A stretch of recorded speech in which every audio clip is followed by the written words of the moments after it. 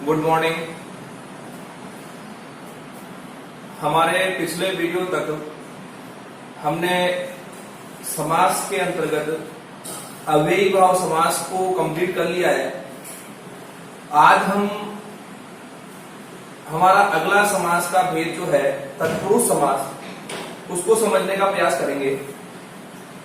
पहले हमने ये कहा था कि समास के भेदों के बारे में बताया, समास किसे कहते हैं उसके बारे में बताया। समास की अगर परिभाषा कही जाए तो दो या दो से अधिक शब्दों के बीच में जो कारक विभक्तियां या जो सहायक शब्द होते हैं उनका लोप कर जो छोटा रूप बनाया जाता है उसे हम समास कहते हैं। समास का शाब्दिक अर्थ संक्षिप्तीकरण या छोटा रूप होता है। और हम लोगों ने समास के जब भेद किए तो समास के भेदों में आपने नोटिस किया हो तो समास के जो भेद हैं उसमें हमारे मुख्यतः 6 भेद हैं: अव्यय भाव, तत्पुरुष, द्वंद्व, द्विगु, कर्णधारय और बहुव्रीहि।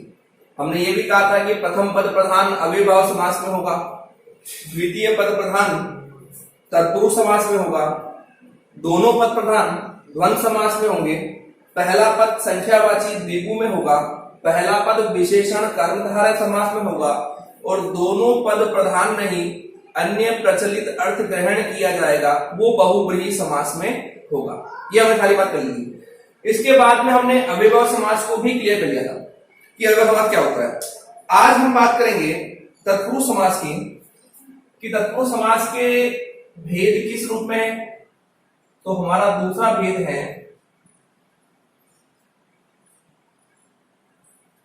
तत्पुरुष समास।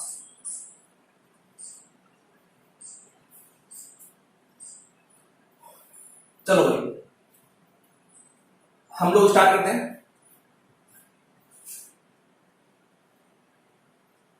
पहला पद प्रधान हमने कहा था अव्ययी भाव समास में होगा, तो तत्पुरुष समास में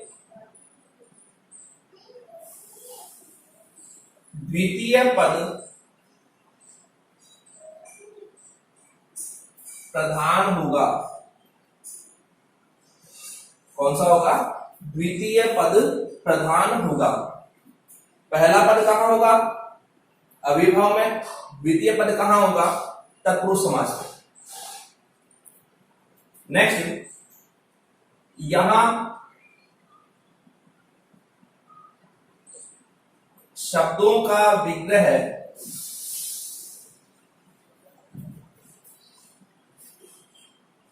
कारक विभक्तियों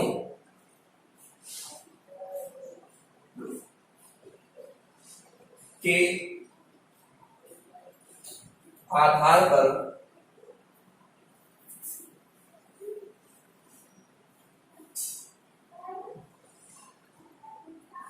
किया जाएगा। यहां शब्दों का विग्रह कारक विभक्तियों के आधार पर किया जाएगा। ठीक है ना। नेक्स्ट,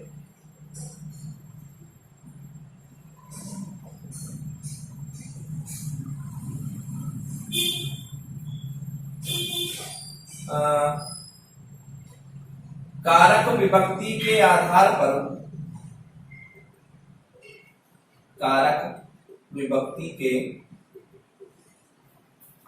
पर तत्पुरुष समास के 6 भेद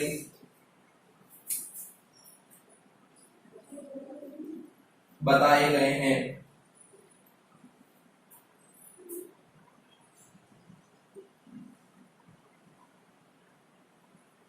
यह भेद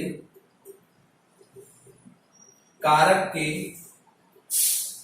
नाम से ही प्रस्तुत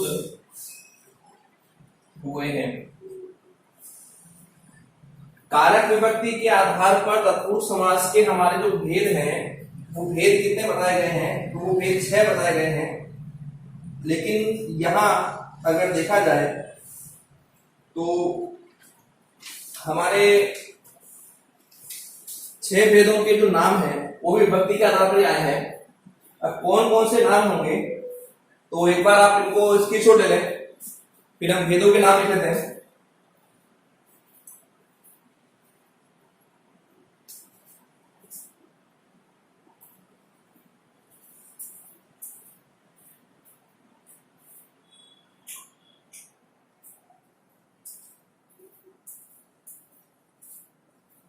अब हमारे कारक इसमें 8 बताए गए हैं।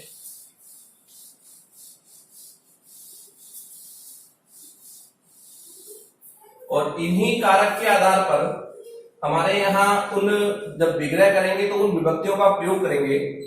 तो जब कारक की बात करें और विभक्ति,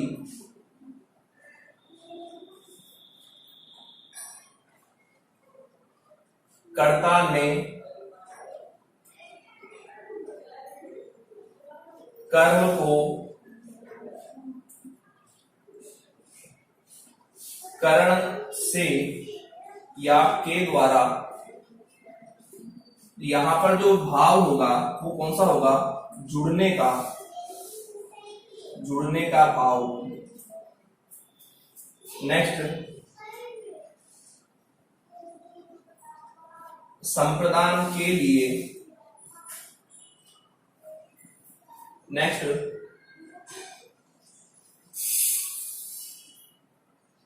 अपादान से।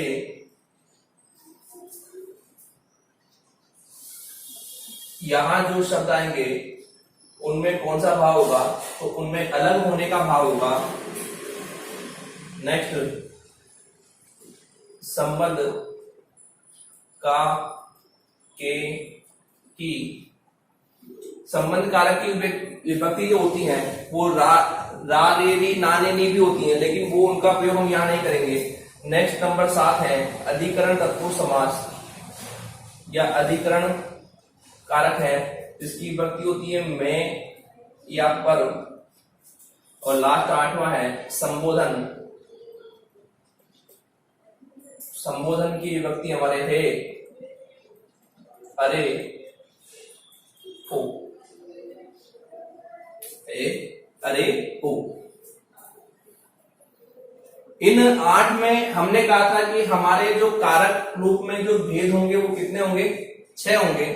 तो एक तो हम पहले वाले को शामिल नहीं करेंगे, एक 8वें वाले को शामिल नहीं करेंगे। इसके अलावा जो बचे कर्म, करण, संप्रदान, अपादान, संबंध, अधिकरण, ये हमारे 6 भेद बन जाएंगे।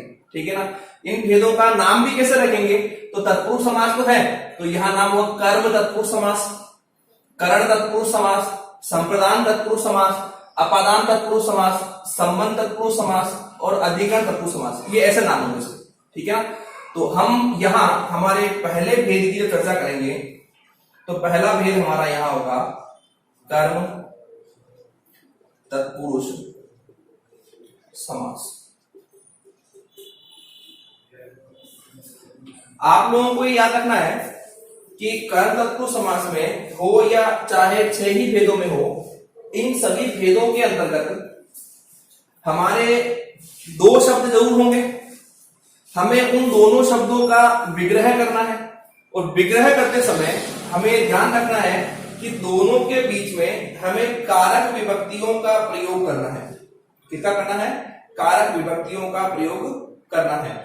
अब उसमें जब हम इसमें कारक विभक्ति का प्रयोग करेंगे तो दोनों शब्दों के बीच उस कारक से संबंधित, जैसे कि यहां कर्म है, अगर पहले कर्म की बात कर रहे हैं तो विभक्ति कौन सी आएगी, को आएगी। तो यहां ध्यान रखना कि कर्म तत्पुरुष समास में शब्दों का विग्रह करते समय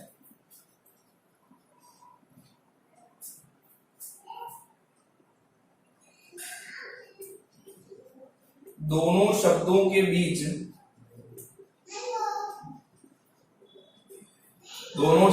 बीच को कारक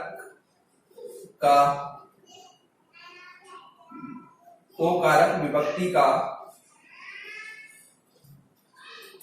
प्रयोग किया जाएगा। अब यहां जो शब्द आएंगे उन शब्दों के अंदर आपको ध्यान रखना है कि हमें यहां पर क्या करना है, उन शब्दों के बीच में को कारक विभक्ति का प्रयोग करना है। अब यहां हमने कुछ शब्द लिखे हैं, जैसे पहला शब्द है कृष्णार्पण, नेत्र सुखद, कनकटा, जेब कतरा, घर फूंक, मनोहर, ये शब्द लिखे हुए हैं।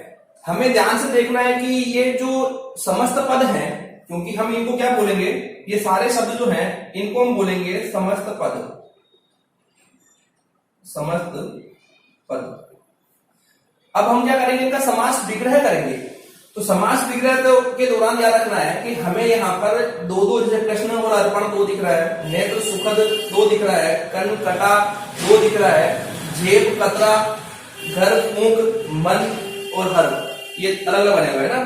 तो यहाँ पर कृष्णार्पण में हमें जब विग्रह करना है और ये कर्म की बात कर रहे हैं, तो कर्म की विभक्ति क्या होती है, को। तो हमें इन दोनों शब्दों के बीच में विग्रह करते समय को कारक का प्रयोग करना है। तो यहां पर जब विग्रह करेंगे तो यहां ये बन जाएगा कृष्ण को अर्पण। क्या बनेगा ये, कृष्ण को अर्पण। नेक्स्ट, यहां पर नेत्र सुखद है, तो इसका विग्रह जब करेंगे तो नेत्र को सुखद, नेत्र को सुखद। कनकटा का विग्रह करेंगे, ये एग्जाम में आ चुका है, कनकटा तो इंपोर्टेंट है, कान को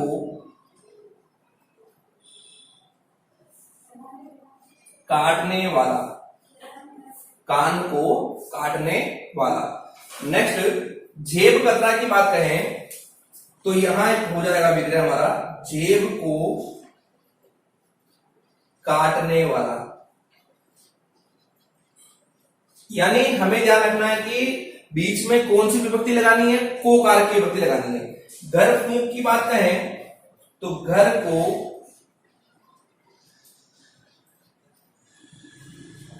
फूंकने वाला, क्या होगा, घर को फूंकने वाला। फूंकना मतलब जलाना। अब इसका मतलब ये नहीं है कि माचिस लेके जलाने बैठ जाएगा, इसका मतलब ये है कि पिता की आय कम है और बेटा नशे का आदी है, तो क्या कर रहा है, घर को जला रहा है, घर को फूंक रहा है, ठीक है ना। मनोहर का विग्रह जब करेंगे तो यहां पर विग्रह हो जाएगा मन को हरने वाला, मन को हरने वाला। चलो, ये तो हमारा कर्म तत्व हो गया। याद रखना हमें इसमें कौन सी विभक्ति प्रयोग में लानी है, को प्रयोग में लानी है, ठीक है ना। इसकी छोड़ लो उसका।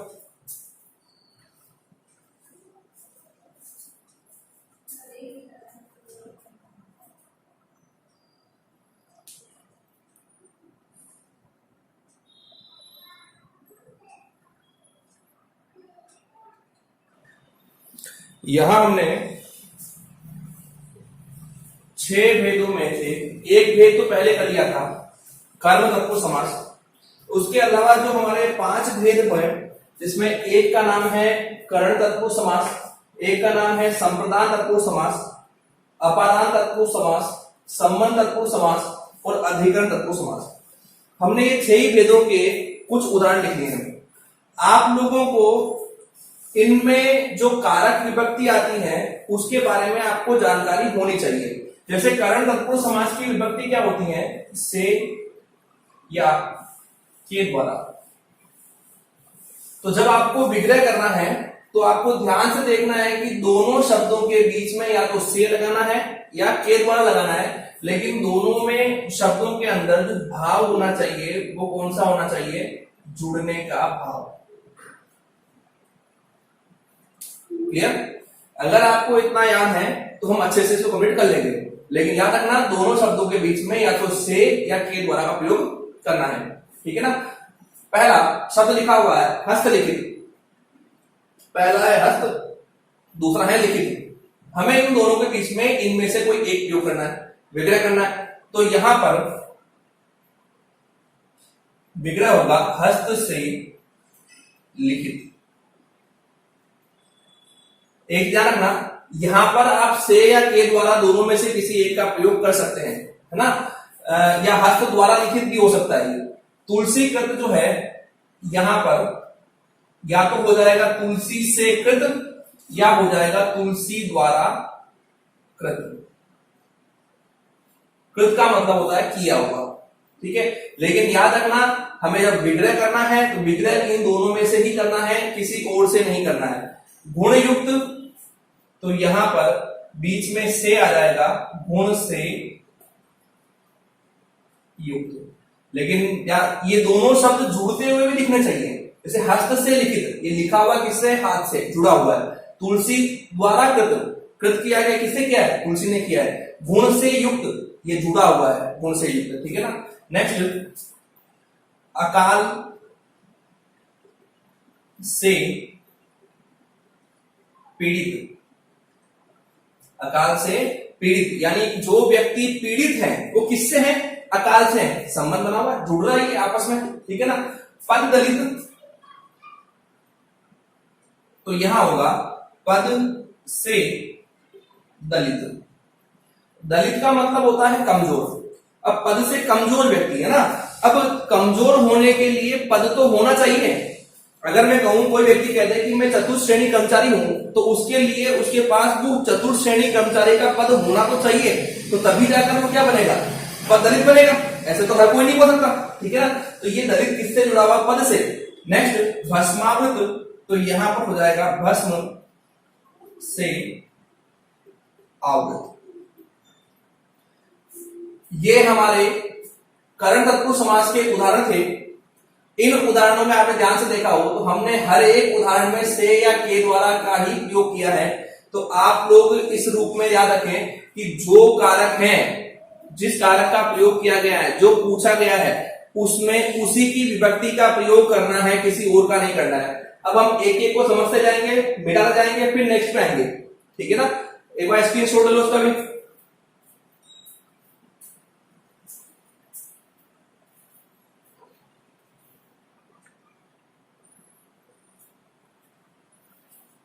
नेक्स्ट आते हैं हम संप्रदान तत्पुरुष समास।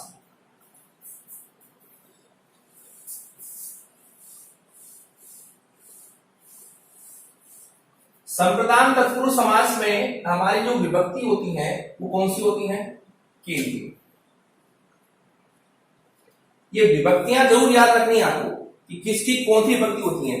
कई बार एग्जाम में ये पूछ लिया जाता है कि करण तत्पुरुष समास का उदाहरण कौन सा है, संप्रदान तत्पुरुष समास का उदाहरण कौन सा है, अधिकरण तत्पुरुष समास का उदाहरण कौन सा है, या कोई शब्द लिखा हुआ आएगा, निम्न में से यह शब्द या प्रस्तुत शब्द किस तत्पुरुष समास का कौन से भेद का उदाहरण है। तो आपको इनकी विभक्तियां अगर याद रही तो दोनों शब्दों के बीच में विभक्ति का प्रयोग किया, हम पहचान कर सकते हैं कौन सा किस में जाएगा, ठीक है ना। अब देखिए, हमें इन सारे शब्दों में, यानी ये जो शब्द लिखे हुए हैं 1 2 3 4 5 6, इन 6 शब्दों में उनके बीच में के लिए का प्रयोग करना है विग्रह करते समय, ठीक है ना। तो यहां पर जब रसोई घर का विग्रह करेंगे तो इसका विग्रह होगा रसोई के लिए घर। क्या आएगा, रसोई के लिए घर। बीच में आएगा के लिए, यह दिख रहा है। अब वापस जब रूप बनाएंगे, समझ पद बनाएंगे, तो ये के लिए हट जाएगा और ये विग्रह जो है वो समझ पद बन जाएगा। हवन सामग्री, तो हवन के लिए सामग्री। बस आपको याद क्या रखना है कि सभी शब्दों के बीच जो संप्रदान के अंदर लिखे हुए हैं उनके बीच में के लिए का प्रयोग करना है। जैसे छात्रावास, तो यहां हो जाएगा छात्रों के लिए आवास, ठीक है। क्रीड़ा क्षेत्र जो है ये आपके भर्ती परीक्षाओं में पूछा जा चुका है, तो यहां विग्रह जो होगा वो होगा क्रीड़ा के लिए क्षेत्र। क्रीड़ा का मतलब क्या होता है, खेल, और क्षेत्र का मतलब क्या होता है, मैदान। तो क्रीड़ा के लिए क्षेत्र हो जाएगा। रहनवास का जो विग्रह रूप है वो होगा रानियों के लिए आवास। क्या होगा? रानियों के लिए आवास।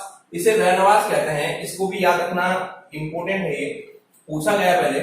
और अनाथालय, इसमें भी बीच में के लिए का प्रयोग करेंगे और यहां विग्रह होगा अनाथों के लिए आलय। आलय का मतलब क्या होता है? घर होता है, ठीक है ना।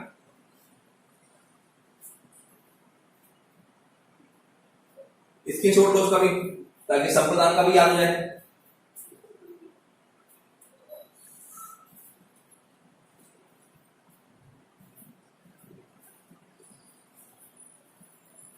नेक्स्ट आते हैं अपादान तत्पुरुष समास पे। अपादान तत्पुरुष को याद रखना कि यहां पर हमें जो कारक विभक्ति है वो कौन सी प्रयोग में लानी है? वो लानी है से, यानी दोनों शब्दों के बीच में क्या लगाना है? से लगाना है। लेकिन अब की बार जो से लगेगा वो दोनों शब्दों को अलग करेगा, ठीक है ना। तो हमारे यहां भाव कौन सा हो जाएगा? अलग होने का भाव। क्या होगा? अलग होने का भाव। तो यहां पर जैसे पहला वाला विग्रह जो करेंगे तो भय शब्द तो उसी रूप में रहेगा, से बीच में आ जाएगा। और भीत, भीत का मतलब होता है डरा, डरा हुआ। भीत का मतलब डरना, भय से भीत, भय से डरा, डरना है, डरा हुआ, है ना। तो ये देखो भय से डरना है, अलग हो रहा है। नेक्स्ट देश निकाला, तो यहां पर देश से निकाला, ये देश से अलग हो रहा है। भयभीत को स्टार करना, ये एग्जाम में आ चुका है, इंपॉर्टेंट है ये। पथ भ्रष्ट, यहां पर पथ से भ्रष्ट, पथ से भ्रष्ट का मतलब विमुख होना, तो पथ से अलग हो रहा है, वो भ्रष्ट हो रहा है। सेवानिवृत्त, तो यहां पर हो जाएगा सेवा से निवृत्त, ठीक है ना। सेवानिवृत्त का मतलब होता है वह व्यक्ति सेवा से अलग हो रहा है, अब सेवा को छोड़ रहा है, सेवा से निवृत्त हो रहा है, पूर्ण हो रहा है। जन्मांध, तो यहां पर जन्म से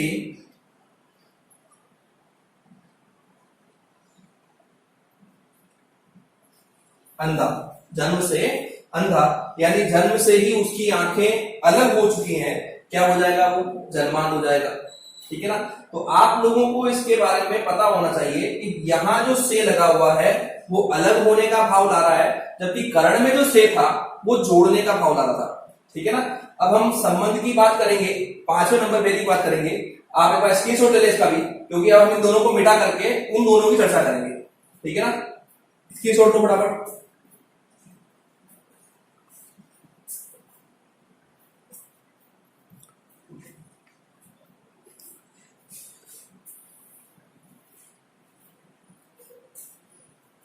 अब हम बात करते हैं संबंध तत्पुरुष समास की।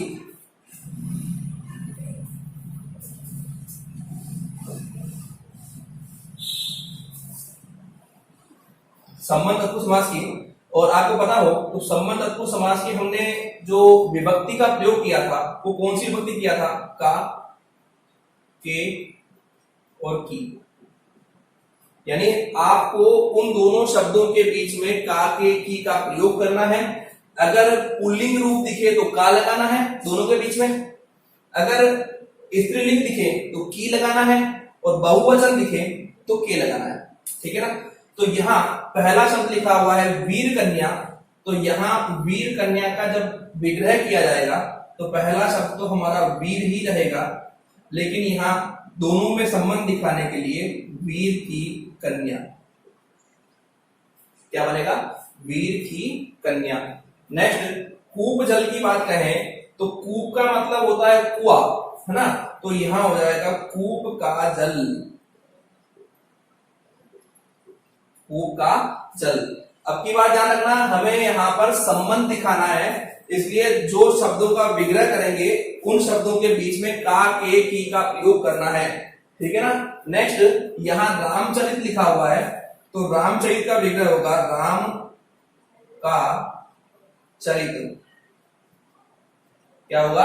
राम का चरित्र। कन्यादान की बात करें तो कन्यादान का होगा कन्या का दान, और पर्णशाला की बात करें तो यहां पर होगा पर्ण की शाला। पर ध्यान रखना, हमें यहां पर विग्रह करते समय दोनों शब्दों के बीच में का, के, की का प्रयोग ही करना है, किसी और का नहीं, क्योंकि यहां हमें इन दोनों शब्दों के बीच में क्या लगाना है? संबंध दिखाना है, और संबंध दिखाने के लिए यहां का, के, की का प्रयोग करना है। ओके, चलो एक बार स्क्रीनशॉट ले लो उसका भी, फिर लास्ट भेद बचेगा अधिकरण, चर्चा उसकी करेंगे।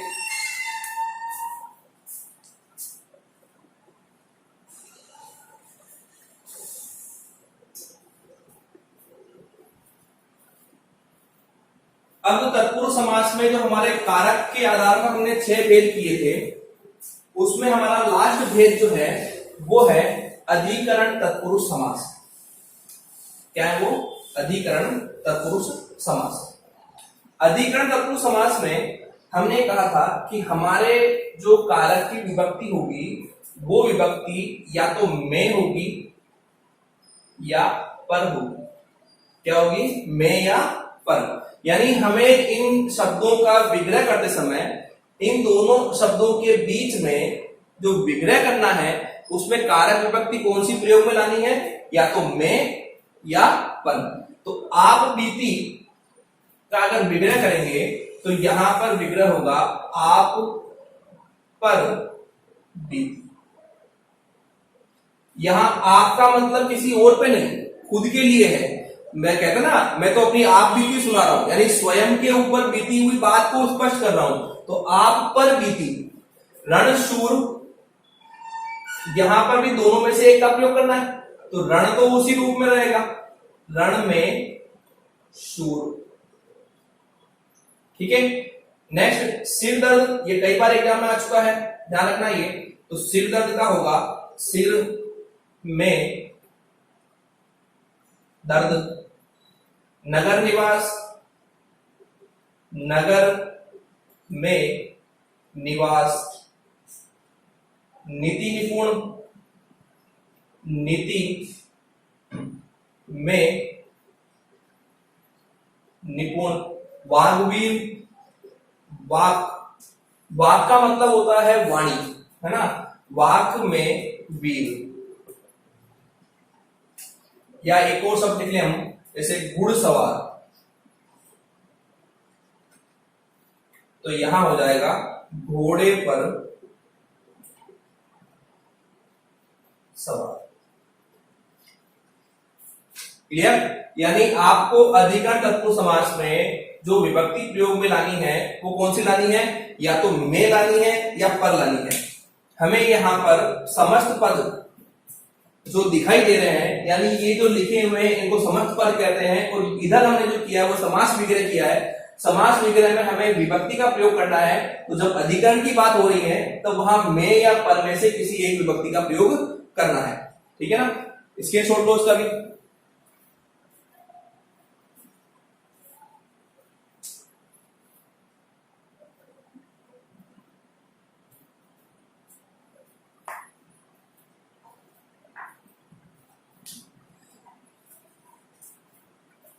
चलो भाई, आज हमने जो टॉपिक लिया था तत्पुरुष समास, ये टॉपिक हमारा खत्म होता है यहीं पर ही।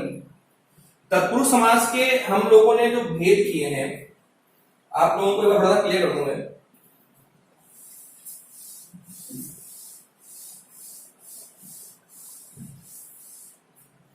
आपको शायद याद हो तो अर्थ के आधार पर जब हमने समास के भेद किए थे तो हमने कहा था इसके भेद 4 होते हैं, और 4 भेद में 2 शामिल नहीं होते हैं, वो द्विगु और कर्णधारय होते हैं।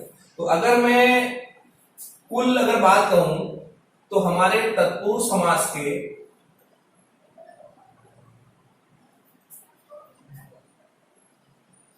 कुल भेद कितने हो गए? कुल भेद हो गए हमारे 12। कितने हो गए? 12। जिसमें नंबर 1 जो है वो है कारक विभक्ति के आधार पर। कारक विभक्ति के आधार पर, अगर आपको याद हो तो कारक विभक्ति के आधार पर हमारे तत्पुरुष समास के भेद कितने हैं, तो 6 बताए हैं। कौन कौन से बताए हैं, तो अभी आपने पढ़ा है कर्म तत्पुरुष समास, करण तत्पुरुष समास, संप्रदान तत्पुरुष समास, अपादान तत्पुरुष समास, संबंध तत्पुरुष समास और अधिकरण तत्पुरुष समास। ठीक है ना, तो ये हमारे 6 भेद रहेंगे। तो कारक विभक्ति के आधार पर तत्पुरुष समास के भेद कितने हो गए, 6। ठीक है, नंबर 2 है, वो है हमारे